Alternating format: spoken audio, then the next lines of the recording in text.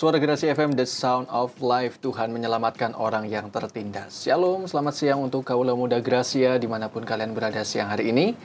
Senang sekali saya Rinto bisa kembali menjumpai kalian hari ini di hari Sabtu dalam program Young and Fresh, tanggal 30 Agustus 2025. Bagaimana dengan kabar dari teman-teman semua hari ini? Semoga kalian semua tetap sehat ya di tengah cuaca yang mungkin cukup ekstrim. Kadang-kadang anginnya cukup besar, kadang-kadang panas, kadang-kadang hujan juga. Tapi saya berdoa semoga teman-teman semua saat ini dalam kondisi yang sehat, tetap semangat untuk mendengarkan renungan firman Tuhan di program Young and Fresh. Dan saat ini spesial ada Kayla yang akan menyampaikan renungan firman Tuhan buat kita semua. Saya percaya bahwa hari ini ada pesan Tuhan yang ingin Tuhan sampaikan buat kita, supaya kita boleh semakin bertumbuh dalam iman percaya kita kepada Tuhan. Dan langsung saja kita sapa. Halo Kayla. Halo. Selamat siang. Siang. Apa kabar? Baik. Sehat ya? Sehat. Puji Tuhan. Kesibukan lagi sibuk apa nih? Selain sekolah pastinya ya? Selain sekolah ya. Ya nggak terlalu sibuk sih. Nggak terlalu sibuk? Ya belum terlalu sibuk lah. Masih ya normal.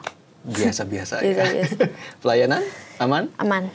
Oke, kita mau bahas apa nih Kayla untuk hari ini? Kita hari ini mau bahas faith, peace, and righteousness. Atau kalau dalam bahasa Indonesia itu iman, kedamaian, dan kebenaran. Oke, iman, kedamaian, dan kebenaran ya. Ini dalam sih sebenarnya untuk maknanya ya. Tapi kita percaya hari ini kita sama-sama doakan Kayla bisa menyampaikan dengan baik sesuai dengan apa yang menjadi kehendak Tuhan, supaya tema ini benar-benar nempel di dalam hati, pikiran, dan kehidupan kita. Kayla boleh berdoa buat kita semua? Silakan Kayla. Tuhan, terima kasih Tuhan atas kesempatan yang Kau berikan hari ini juga Tuhan. Sebentar lagi Tuhan kami mau mendengarkan sebagian dari firman-Mu juga Tuhan. Biar kami juga bisa menangkap apa yang akan dijelaskan dan biar itu bisa menjadi rema dalam kehidupan kami juga Tuhan. Di dalam nama Tuhan Yesus, haleluya, amin. Amin. Silakan Kayla. Jadi pertama aku mau bahas tentang faith. Faith ya. Atau iman. Iman yang di sini aku dapat dari Matius 17 ayat 20 terjemahan baru. Ia berkata kepada mereka, karena kamu kurang percaya, sebab aku berkata kepadamu sesungguhnya sekiranya kamu mempunyai iman sebesar biji sesawi saja, kamu dapat berkata kepada gunung ini, pindah dari tempat ini ke sana. Maka gunung ini akan pindah dan takkan ada yang mustahil bagimu. Amin. Jadi dari ayat ini, itu kita tuh harus percaya bahwa semua yang mustahil itu asal kita punya iman, sekecil apa mungkin kayak cuman sebiji sesawi itu kan kecil banget ya.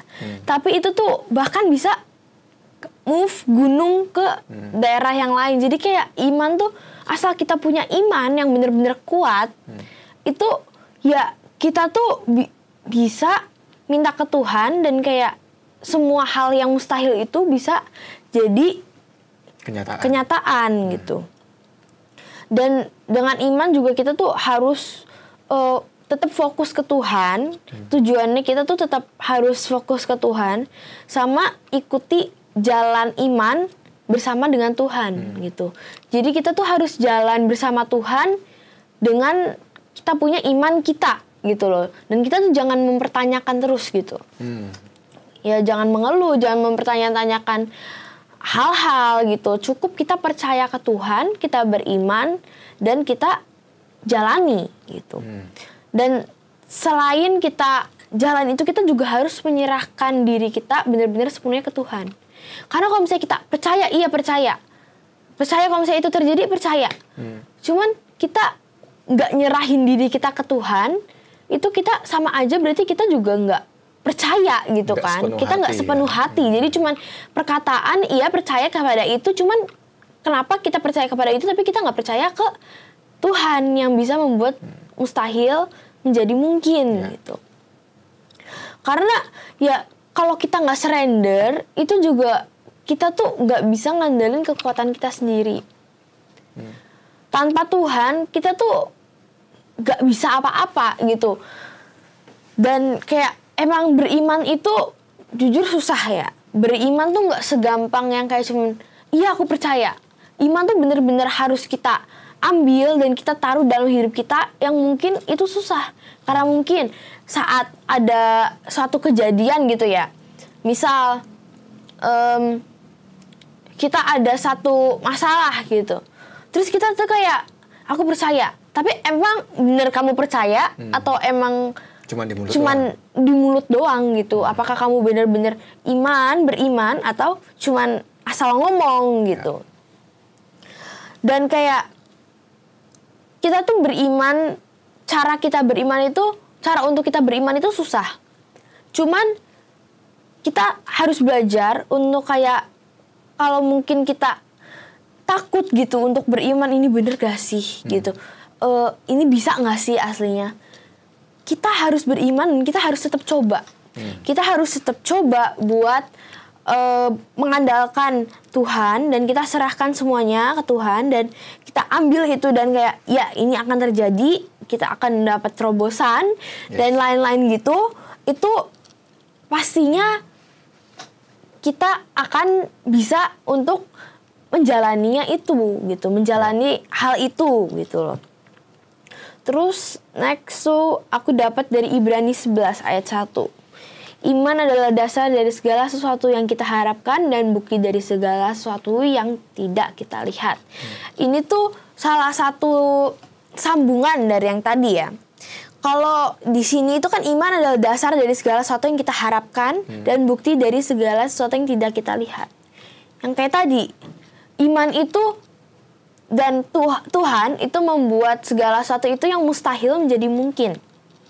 Jadi kalau mungkin kita kayak bener-bener udah gak ada jalan keluar nih, kita jangan kayak nyerah terus kayak kita malah udah kayak lepasin iman kita gitu aja. Tapi kita tuh harus percaya kepada Tuhan. Kalau kayak Tuhan tuh pasti ngasih jalan keluar. Ya itu, kita tuh harus tetap mengandalkan Tuhan. Dan kita harus percaya kepada Tuhan. Kita beriman kepada Tuhan. Kalau Tuhan tuh bisa ngelakuin semua itu tuh jadi mungkin gitu loh. Kita jadi ada jalan keluar gitu. Karena kalau misal kita gak minta pimpinan Tuhan, gimana kita bisa keluar? Dengan kayak, kita nih logika kita dan Tuhan itu kayak bener-bener jauh berbeda gitu. Jadi emang Tuhan tuh kan out of the box gitu loh thinkingnya. Jadi ya kita harus bener-bener percaya kepada Tuhan. Kita trust in Tuhan. Ya, dan segala sesuatu itu akan kayak Tuhan buatkan tiba-tiba jalan gitu loh. Mungkin emang agak lama, cuman ya it's all worth the wait gitu loh. Karena kalau kita menggunakan kekuatan kita sendiri, kita nggak pernah tahu apa yang akan terjadi selanjutnya. Tapi kalau misal kita mengandalkan Tuhan, kita udah tahu pasti kalau Tuhan itu pasti akan menyediakan semuanya yang terbaik. Gitu. Nah, dari iman ini itu ada 2 tokoh Alkitab yang bisa kita dapat. Pertama ada dari Musa. Musa itu memimpin bangsa Israel keluar dari Mesir, dari perbudakannya Mesir, keluar dari Mesir. Dan Musa ini salah satu contoh yang menunjukkan kayak dia tuh mempunyai iman yang kuat di tengah-tengah kejadian semua itu. Gak gampang loh kalau misal kayak cuman kamu tuh bukan siapa-siapa nih ya. Kamu cuman salah satu dari 1000 kemungkinan orang yang lain gitu. Terus tiba-tiba dipilih. Kamu harus ngadep Firaun, keluarin bangsa ini dari Mesir. Coba bayangin kayak, hah, gimana caranya? Firaun itu kan kalau dalam cerita Musa itu kan dia kayak paling berkuasa di Mesir ya. Coba kalau misal ini sebuah contoh aja ya. Misal di Indonesia ada berapa orang gitu. Nah ada nih beberapa suruh ngumpulin orang Kristen gitu. Semuanya untuk doa untuk bangsa atau gimana gitu. Terus satu presiden nih. Nah presidennya itu mungkin kayak apa ya, berkuasa banget. Kita kan pasti segan untuk ngomongnya kan. Karena kita bukan siapa-siapa. Dan iya, karena kita kayak dia aja gak kenal kita. Kita mau minta kayak gitu kan susah ya. Ya cuman dia tuh tetap, Musa tuh tetap percaya kepada Tuhan. Dia tetap beriman sehingga dia tuh bisa dipakai Tuhan untuk membawa bangsa Israel ke Kanaan gitu kan. Dan kayak ya itu, Tuhan tuh membuat segala sesuatu yang mustahil menjadi mungkin. Jadi karena Musa percaya, Musa beriman, dan dia mengikuti apa kata Tuhan, ya hal itu semuanya bakal kayak terjadi gitu dalam kehidupan Israel. Bahkan itu Israel kan banyak banget loh orangnya. Untuk mengumpulkan kayak gitu aja kan banyak gitu. Cuman ya itu semua karena Tuhan gitu loh. Next ada di Abraham. Kalau ini harusnya udah pada tahu sih ya. Dikenal sebagai bapak orang yang beriman kan. Karena dia sangat taat. Jadi Abraham itu kan waktu itu saat mau mempersembahkan Ishak. Itu pasti sakit banget. Apalagi Ishak tuh cuma anak satu-satunya kan. Dan kayak itu tuh anaknya udah dijanji sama Tuhan. Tapi tiba-tiba disuruh untuk mempersembahkannya kepada Tuhan. Pasti di situ Abraham bingung banget kenapa ini terjadi. Nah, cuman karena dia beriman kepada Tuhan, dia percaya bahwa rancangan Tuhan itu pasti yang terbaik, ya dia melakukannya. Walaupun akhirnya dia tidak mempersembahkan anaknya ya, cuman dia tetap ngelakuin apa yang Tuhan suruh, dan kayak Tuhan tuh cuman kayak ternyata cuma ngetes gitu doang kan. Walaupun kayak itu kita harus benar-benar nyerahin semuanya yang kita sayangi, tapi tuh dia tuh tetap percaya dan dia tuh tetap ngelakuin itu gitu loh. Dan kayak itu tuh kalau misalnya orang tua gitu nyerahin anaknya digituin tuh susah banget loh. Apalagi contoh cuman anaknya ke kuliah aja itu kan udah bener-bener takut banget ini apalagi harus dikorbankan gitu. Ya kalau beriman ya pokoknya belajar seperti Abraham dan Musa yang kayak walaupun di tengah rintangan, di dalam semua masalah kita tetap harus beriman kepada Tuhan. Tuh. Ya. Nah, ini juga mungkin teman-teman, saya percaya ini juga merupakan pengalaman dari Kayla sendiri ya. Kita berbagi bahwa mungkin teman-teman bertanya bahwa bagaimana sih caranya supaya kita tuh memiliki iman yang kuat di tengah situasi kondisi yang sulit, tapi kita tetap beriman kepada Tuhan dan percaya bahwa Tuhan itu sanggup melakukan sesuatu yang mustahil menjadi nyata. Ya, kita balik lagi ke firman bahwa firman Tuhan mengatakan iman itu timbul dari pendengaran akan firman Tuhan.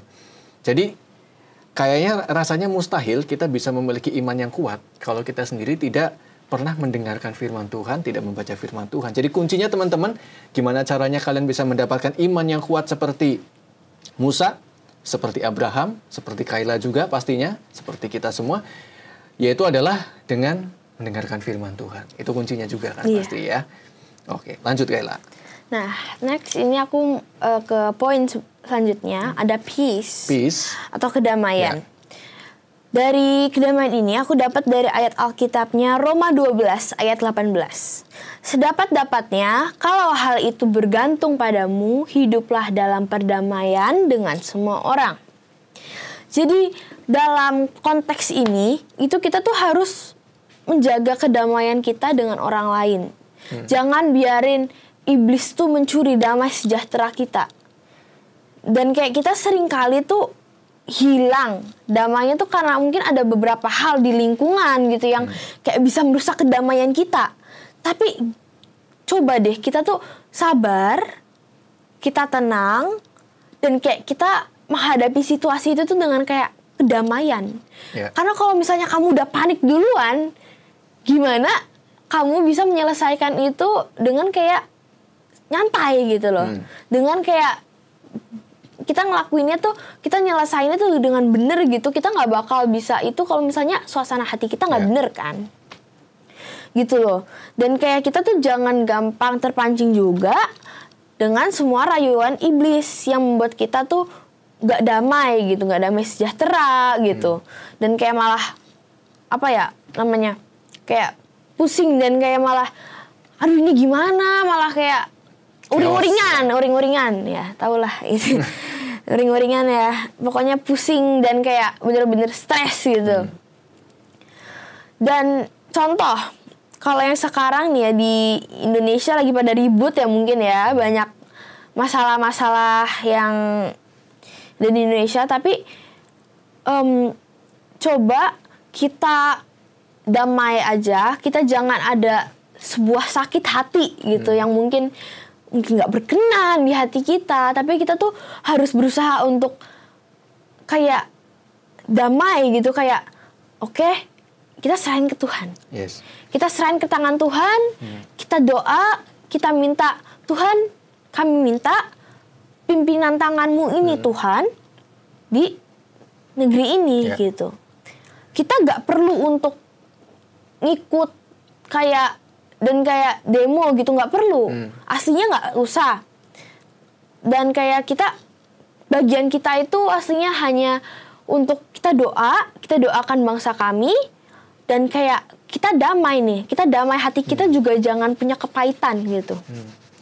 Kita cuma percaya kepada Tuhan dan kita jangan sampai kepancing gitu loh, untuk terprovokasi tentang semua kamu dengar masalah kayak gitu. Tenang, doa ke Tuhan dan pasti Tuhan itu akan turun tangan. Amin. Gitu. Karena di Alkitab juga dibilang kan kalau misal ada 2 atau 3 orang berkumpul di situ, aku akan hadir. Jadi bayangin 2 sampai 3 orang aja Tuhan hadir. Apalagi jika kita semua itu bersatu dan kita berjuang untuk bangsa dan negara kami ini, ya pasti semuanya akan ini gitu loh, semuanya akan jadi gitu loh, jadi kenyataan. Dan next aku juga dapat dari Yohanes 14 ayat 27. Damai sejahtera aku tinggalkan bagimu, damai sejahteraku kuberikan kepadamu. Dan apa yang kuberikan tidak seperti yang diberikan oleh dunia kepadamu. Janganlah gelisah dan gentar hatimu. Amin. Nah, next ini kalau tadi tentang sesama, sekarang itu jangan kita tentang kita dan kayak lingkungan kita gitu. Ini udah aku pernah omongin juga sih, tapi ya ini yang aku dapet. Jadi jangan cari damai di dunia, jangan cari kayak kedamaian yang gak pasti gitu di dunia, tapi kita harus cari damai di dalam Tuhan. Oke. Iya. Dan selalu cari kedamaian dengan kayak, jangan kayak kamu cari kedamaian gitu, kayak misal kamu pergi sama teman-teman, terus kalian mungkin kayak ngelakuin hal pergaulan yang mungkin yang tidak baik gitu loh. Tapi kita tuh sebagai remaja-remaja Kristen itu kita tuh harus benar-benar hidupnya itu tuh harus sesuai, kita ngikutin aja apa kata Tuhan lah gitu loh. Belajar untuk ngikutin apa yang kata Tuhan. Mungkin kayak kamu mungkin gak asik tapi gitu.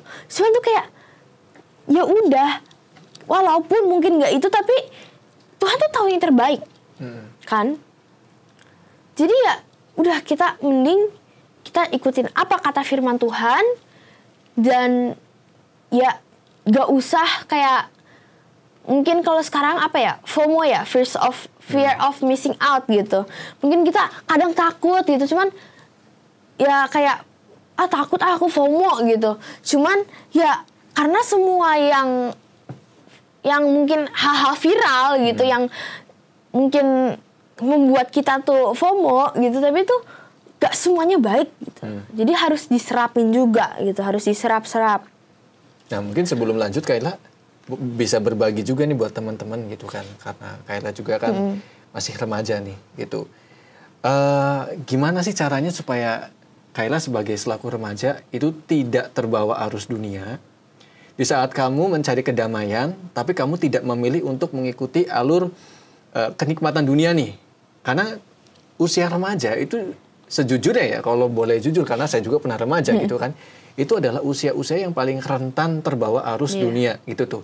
Mencari hiburan, mencari kesenangan, pelarian dari rumah, dari orang tua mungkin, ke arah yang tidak baik. Nah, tapi Kayla justru mengambil suatu keputusan di arah yang benar, yaitu mengikuti tuntunan Tuhan.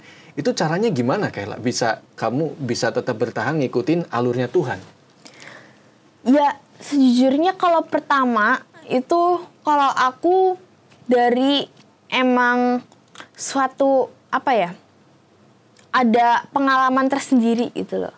Ada pengalaman bener-bener emang kayak ngerasain kayak hidup sama dunia dengan hidup dengan damai Tuhan itu bener-bener kayak wah itu jauh berbeda gitu. Oke, berarti sebelumnya Kayla ini sudah pernah ikutin alur dunia nih untuk mencari hampir. damai ya. Tapi ternyata berbeda nih rasanya. Terus lanjut. Jadi kayak waktu itu aku cerita sedikit aja. Ya nggak apa-apa, banyak juga nggak apa-apa. Jadi waktu itu tuh ya mungkin kayak nggak terlalu gimana sih, kayak cuman tentang pergaulan lah. Pergaulan itu tuh mungkin waktu itu aku sempet kayak bener-bener kayak udah aku tuh lagi capek banget nih, misal lagi bener-bener lagi sibuk banget. Aku tuh bukannya gimana, cuman aku tuh malah kayak nyari kesenangannya tuh dengan kayak ngobrol sama temennya tuh kayak ngomong kasar, gitu-gitu, dan kayak aku tuh kadang kayak gosip gitu ya mungkin ya kalau sekarang. Nah itu kayak gitu tuh mungkin itu kayak emang akhirnya kan plong gitu kan, damai gitu kan kitanya ini. Cuman tuh kayak lama kelamaan ketika kita ngelakuin itu kebiasaan dan kayak akan ada terasa di sini kayak wah kok dulu sama sekarang jadi beda ya aku ya gitu. Cuman ketika kalau misalnya kayak kita ada gosip ada gitu semuanya gitu kayak di akhir tuh nggak bakal semuanya tuh kita kan ngerasa kayak wah ini tuh nggak bener gitu. Karena kayak itu kan nggak sesuai dengan perintah Tuhan. Berarti kalau misalnya kayak gitu kita nggak ngikutin apa kata Tuhan dong. Jadi kayak kalau aku sendiri waktu itu aku ngerasain kayak wah ini udah nggak bener nih. Ini diriku udah nggak bener. Kayak oke, aku mau balik ke Tuhan. Langkah pertama aku baca Alkitab. Sebelumnya berarti nggak baca Alkitab? Sebelumnya bolong-bolong. Tapi mulai rajin lagi gitu.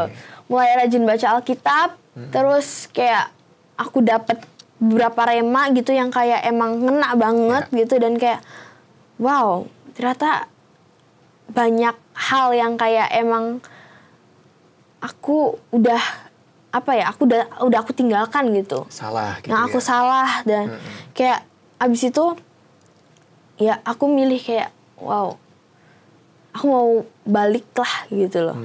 Karena kayak aku tahu kalau misal kita hidupnya kayak aku hidupnya misalnya nggak bener lagi ya aku juga nggak bakal tahu jalan aku bakal kemana gitu.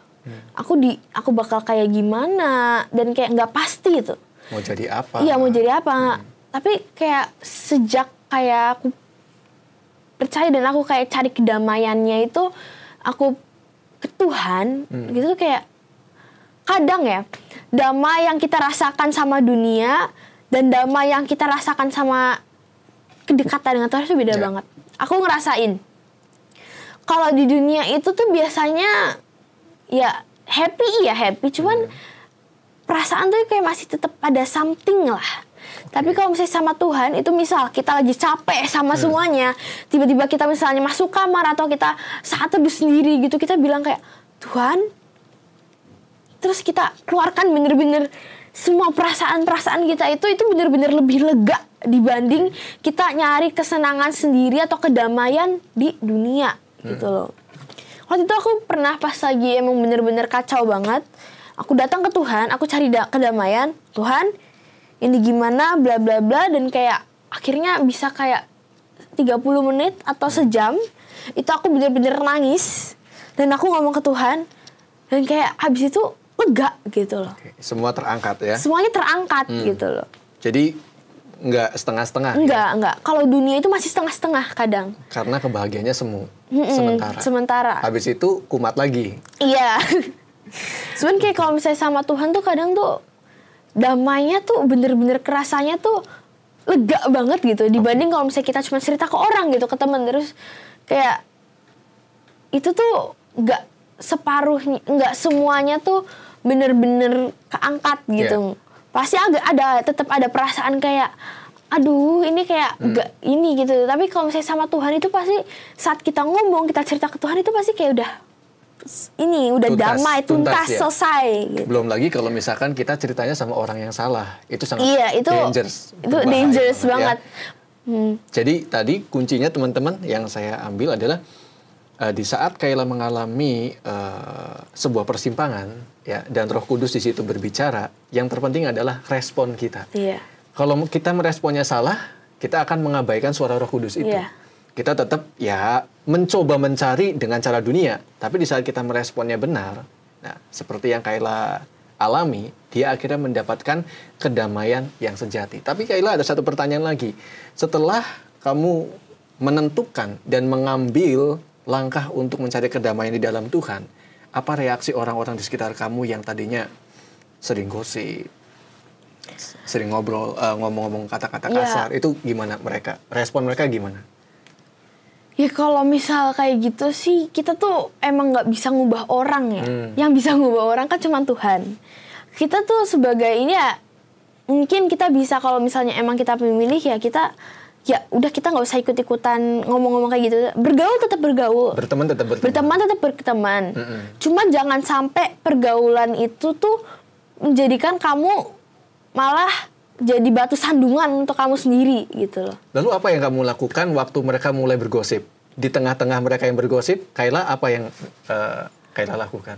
Kalau misal untuk kayak lagi gosip nih, dan kayak kita tuh nggak mau ikutan gitu, ya mending daripada kayak kita di sini-sini kayak mau gimana-gimana gitu, bilang aja kayak misal lagi di sekolah nih ya, aku mau ke kelas dulu ya gitu, atau kayak bilang pokoknya bukan kamu kayak gak mau ikutan. Aku pernah soalnya aku pernah kayak bener-bener gak itu, dan kayak hasilnya apa ya, aku kesepian gitu, gak punya teman.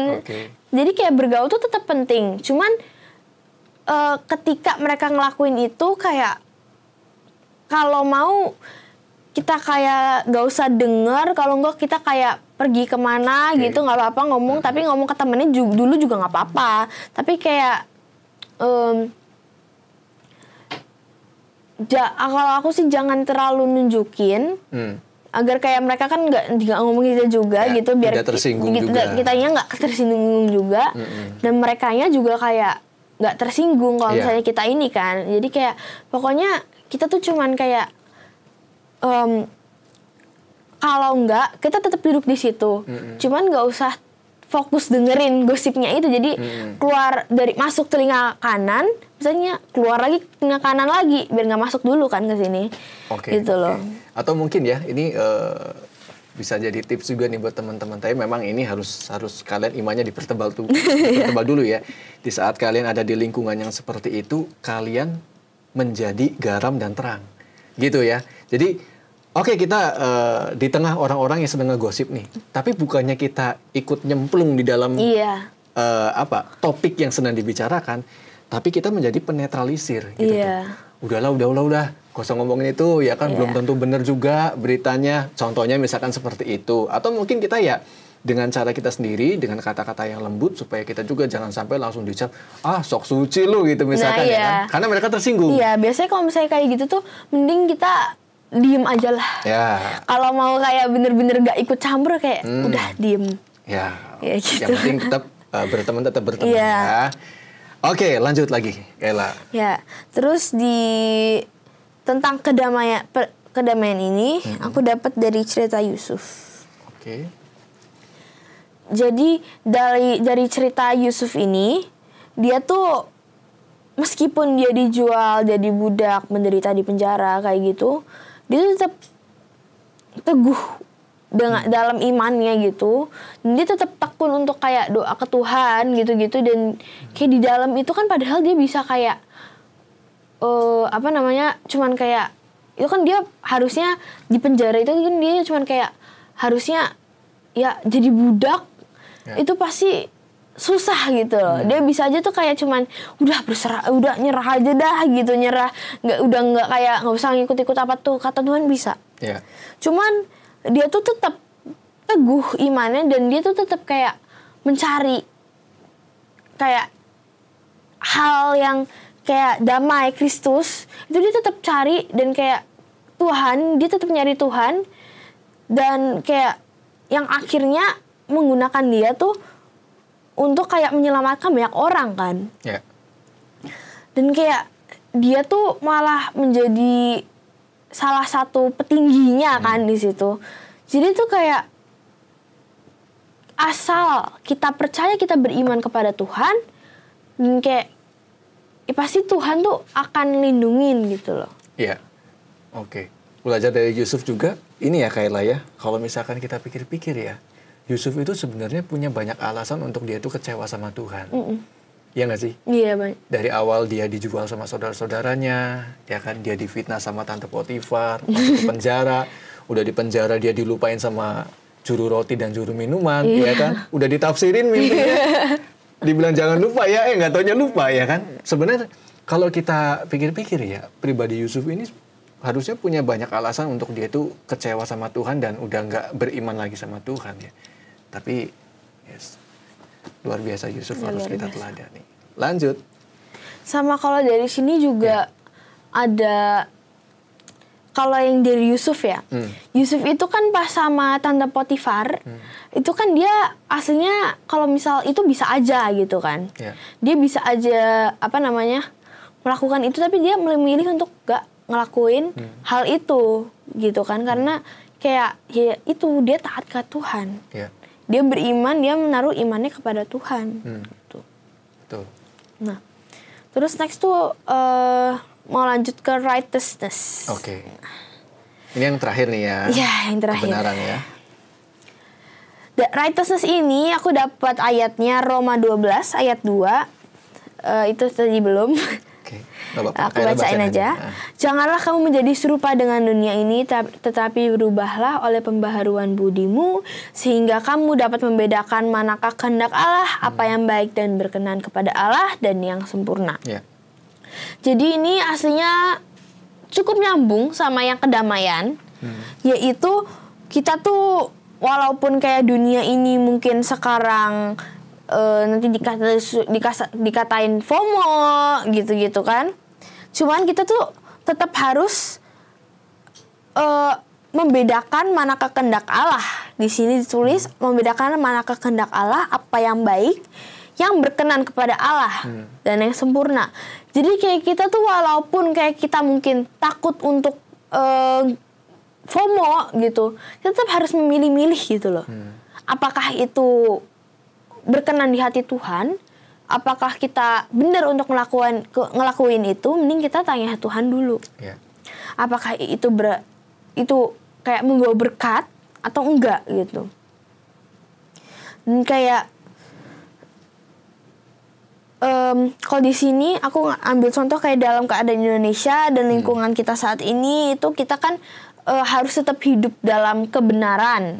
Dan kayak kita bukannya malah mengikuti kehidupan yang lain, dan jangan takut dijudge dan dicaci maki sama orang-orang gitu. Saat kita ngelakuin sesuatu yang benar nih, pasti kan ada aja gitu orang yang bilang kayak, ngapain sih kamu kayak gitu aja, ikut kita aja gitu, nggak asik lu gitu. Nah cuman yang kita perlu itu, kita tuh harus benar-benar punya dan kita memegang tuh kayak firman Tuhan yang merupakan kebenaran gitu. Jadi mending kita ngelakuin apa yang benar, daripada lebih mending kita ngelakuin hal yang benar tapi itu berkenan di mata Tuhan, daripada kita ngelakuin hal yang benar yang nggak benar di mata Tuhan, walaupun itu mungkin kayak benar di mata dunia tapi nggak benar di mata Tuhan. Itu malah lebih parah dibanding yang kita dicaci maki tapi kita berkenan di hati Tuhan gitu. Karena kan kalau misal dunia gitu kan itu gak selamanya gitu kan. Tapi kalau kita intim dengan Tuhan, kita punya keintiman dengan Tuhan, itu kan pasti selamanya gitu. It lasts so long, kayak sampai selama-lamanya gitu. Jadi kayak waktu itu aku mau sedikit cerita. Waktu itu pokoknya mungkin banyak orang yang mungkin ngejudge kayak, ya kok lu sekarang jadi gini sih gitu loh. Kayak cuman kayak asal kita benar-benar hidupnya emang memilih untuk melakukan kebenaran dan untuk melakukan kayak firman Tuhan, dan kayak kita tanya Tuhan itu emang jalannya kita harus gimana gitu, ya kita lakuin aja. Jangan malah kita kayak disuruh Tuhannya kayak Yunus suruhnya A, kita malah ngelakuinnya B gitu. Dan kayak tentu kita tuh kadang suka FOMO dan kita kayak mau ngelakuin hal yang viral gitu. Tapi kan tadi dibilang nggak semuanya baik. Kita harus tetap minta pimpinan Tuhan. Jangan main kayak nyeleweng gitu tanpa tahu kebenaran kan.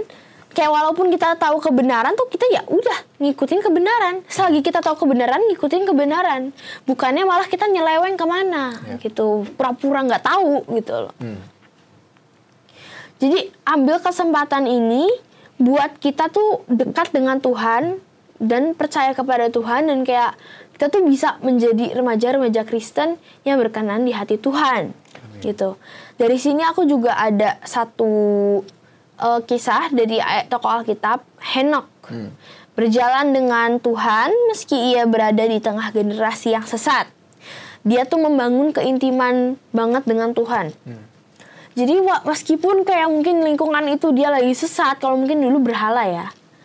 Itu kayak mereka kan sesat gitu, tapi Henokh tuh bisa tetap memilih percaya kepada Tuhan gitu. Oke. Gitu. Iya. Tadi juga cukup menarik teman-teman. Saya teringat dengan kesaksian salah seorang anak Tuhan juga. Dia pernah ngalamin di mana dia harus menentukan sebuah pilihan dan ngikutin tuntunan Tuhan, hidup berkenan di hadapan Tuhan. Tapi dampaknya dia tuh ditinggalin sama teman-temannya, Kayla. Tapi akhirnya suaminya bilang begini, kamu gak usah khawatir. Di saat teman-teman kamu meninggalkan, yang lama ya, meninggalkan, Tuhan itu akan memberikan teman-teman yang baru. Dan ternyata sesuai dengan pengalaman dan kesaksian dia, Tuhan benar-benar kasih teman-teman yang baru. Dan teman yang baru ini adalah teman yang benar-benar memberikan dampak positif dalam kehidupan dia. Mungkin sebelumnya dia punya teman banyak, tapi nggak ada manfaatnya dalam kehidupan dia. Setelah dia evaluasi ya, selama saya bergaul dengan orang-orang yang lama, saya rasa saya tuh kayak nggak dapat manfaat apa-apa dalam hidup ini. Tapi setelah Tuhan gantikan dengan teman yang baru, meskipun cuma satu orang, tapi satu orang ini benar-benar bisa memberikan dampak yang baik. Dia bisa menjadi teman sharing, teman cerita, dia mendoakan, memberikan kekuatan di saat menghadapi masalah, dia tetap ada gitu kan. Jadi meskipun Tuhan gantikan hanya dengan satu orang, tapi satu orang ini adalah teman yang cukup buat kita. Karena apa? Dia adalah teman yang dari Tuhan. Jadi nggak usah khawatir teman-teman, khawatir kehilangan orang-orang yang mungkin selama ini udah jadi teman kita, tapi mereka bukan dari Tuhan, nggak usah khawatir. Kita bukan membenci mereka ya, tapi karena memang ini udah kayak hukum alam, Kayla. Bener gak sih? Di saat kita meninggalkan kehidupan kita yang lama dan kita ngikutin arahan Tuhan, itu biasanya orang-orang yang lama itu dengan sendirinya mereka akan menjauh. Dan seperti pengalaman Kayla, gak usah khawatir. Karena Tuhan akan berikan teman yang baru buat kehidupan kita. Dan pastinya teman yang dari Tuhan itu adalah teman yang terbaik. Thank you, Kayla, buat renungan hari ini. Kita boleh belajar. Yang pertama, kita memiliki iman. Yang kedua, kita memiliki kedamaian. Dan yang ketiga, kita harus hidup dalam kebenaran. Ya, 3 poin ini teman-teman, saya berharap apa yang sudah disampaikan itu boleh dihidupi dalam kehidupan kita semua. Saya percaya kalau kita menghidupi 3 poin ini, kita akan menjadi pribadi yang berkenan di hadapan Tuhan. Oke, Kayla boleh berdoa buat kita semua. Silakan, Kayla. Tuhan, terima kasih Tuhan, karena hari juga kami sudah mendengarkan sebagian dari firman-Mu juga Tuhan. Dan juga Tuhan, biar semua ini juga bisa kami serapi Tuhan, dan bisa kami terapkan dalam kehidupan kami sehari-hari juga Tuhan. Amin. Dan juga Tuhan Yesus, kami juga mau berdoa untuk bangsa dan negara kami Tuhan. Biar Engkau juga beri kedamaian atas negara kami. Amin. Tuhan. Biar kita juga bisa tetap bersatu Tuhan. Dan biar kita juga bisa melakukan semuanya sesuai dengan yang Engkau mau juga. Yes. Tuhan. Di dalam nama Yesus, Engkau tetap jagai kehidupan kita semua. Biar kita bisa berkenan di hati-Mu juga Tuhan. Dan bisa melakukan semuanya sesuai dengan yang Engkau mau juga Tuhan. Amin. Di dalam nama Tuhan Yesus, haleluya. Amin. Oke teman-teman, buat kalian juga yang mau mendengarkan kembali apa yang udah disampaikan Kayla hari ini, kalian nanti bisa dengar di YouTube channel Suara Gracia. Kita akan hadirkan videonya di sana supaya kalian boleh semakin memahami apa yang menjadi tema dari renungan firman Tuhan hari ini. Thank you buat kalian semua yang sudah setia mendengarkan. Akhirnya saya Rinto yang bertugas pamit undur diri. Selamat siang dan Tuhan memberkati.